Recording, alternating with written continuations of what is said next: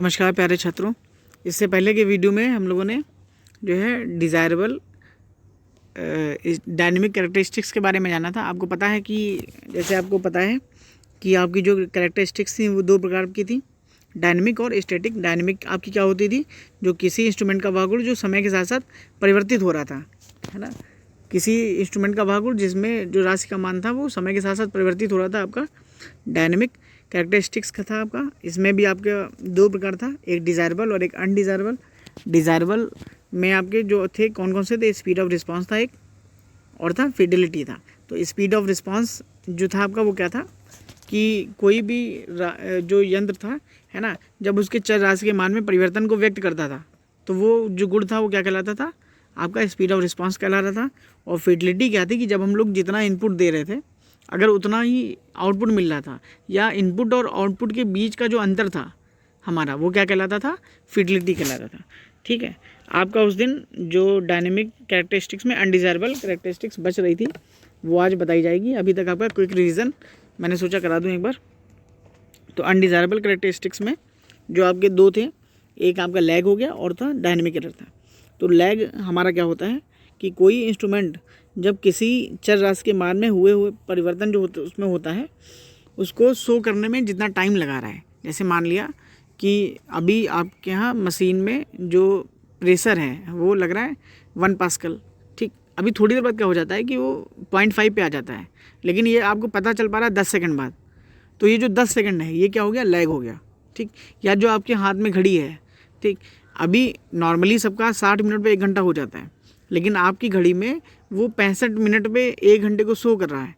तो ये 5 मिनट का क्या हो जाएगा, आपकी घड़ी में लैग हो गया, ठीक। वही इसमें लिखा हुआ है कि कोई इंस्ट्रूमेंट किसी चर राशि के मान में हुए परिवर्तन को प्रदर्शित करने में जितनी देर लगाता है वो क्या कहलाएगा, लैग कहलाएगा।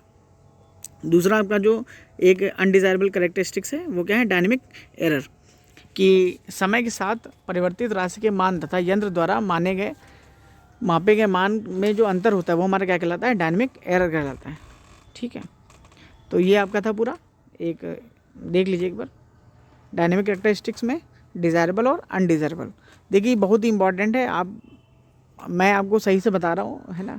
अगर आपको फिर भी समस्या लगती है तो आप कमेंट बॉक्स में डाल दीजिएगा, मैं उसको देख के फिर से आपको समझा दूंगा। और इसको कॉपी में नोट कर लीजिएगा बहुत ही अच्छी तरीके से। अधिकतर लोगों के नोट्स बने हुए हैं जो आए हैं, लेकिन जो नहीं आ पाए हैं कोविड की वजह से या बाकी जो भी रीज़न रहा है, तो आप लोग आराम से नोट्स बना लीजिएगा, कोई प्रॉब्लम नहीं है ऐसी। जब आइएगा तो मैं उसको देख लूँगा, आप एकदम निश्चिंत रहिएगा, ठीक है। तो अब बात करते हैं हम लोग स्टैटिक कैरेक्टरिस्टिक्स के बारे में। तो अभी तक क्या था, हम लोगों ने डायनेमिक देखा था, अब हम लोग बात करते हैं स्टैटिक। स्टैटिक में देखिए क्या है कि किसी इंस्ट्रूमेंट का भाग और जिसके अंतर्गत मापी गई राशि का मान समय के साथ परिवर्तित नहीं होता है, हमारा क्या कहलाता है, स्टैटिक कैरेक्टरिस्टिक्स कहलाता है। कितने प्रकार का होता है, अभी आपका दो प्रकार का होता है, एक डिज़ायरेबल और एक अनडिज़ायरेबल। डिज़ायरेबल में जो है आपके कौन कौन से हैं, एक्यूरेसी हो गया, एक मिनट ज़रा रुकिएगा, ये आपका है डिज़ायरेबल कैरेक्टरिस्टिक्स जो है, इसमें जो एक आपका एक्यूरेसी हो गया, फिर उसके बाद रिप्रोड्यूसिबिलिटी हो गया, प्रिसीजन हो गया, सेंसिटिविटी हो गया, और इसके बाद इसमें आएगा अनडिज़ायरेबल। तो इसमें आपके क्या होते हैं, स्टैटिक एरर, डेड जोन और ड्रिफ्ट होता है, ठीक। तो आइए हम लोग बात करते हैं डिज़ायरेबल स्टैटिक कैरेक्टरिस्टिक्स के बारे में। क्या है आपका डिज़ायरेबल स्टैटिक कैरेक्टरिस्टिक्स। तो जानते हैं क्या होता है, पहला है हमारा एक्यूरेसी। एक्यूरेसी क्या है कि किसी वास्तविक मान से यंत्र द्वारा मापित मान की निकटता को प्रदर्शित करती है। जैसे कि मान लिया आपका जब रिजल्ट आता है तो 50 नंबर का एक पेपर होता है, ठीक, और आपके 48 आए, तो और किसी क्या है 45 नंबर, उसके भी अच्छे हैं, लेकिन एक्यूरेसी किसकी ज़्यादा अच्छी है, आपकी। क्यों, क्योंकि आपका जो है 50 के करीब ज़्यादा है। वही इसमें कहने का मतलब है कि वास्तविक मान से यंत्र द्वारा मापित मान की निकटता को प्रदर्शित करती है, और मापित मान तथा वास्तविक मान का जो अंतर होता है वो क्या होगा, जितना कम होगा उसकी एक्यूरेसी उतनी ही अधिक होगी, ठीक। तो ये आपकी एक्यूरेसी होगी।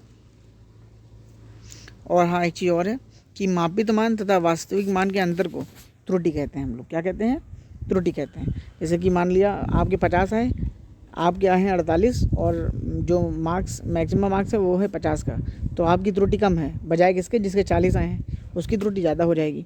ठीक, फिर एक्यूरेसी क्या है, एक्यूरेसी जो है एरर पर डिपेंड होती है। अगर त्रुटि ज़्यादा है तो एक्यूरेसी कम होगी।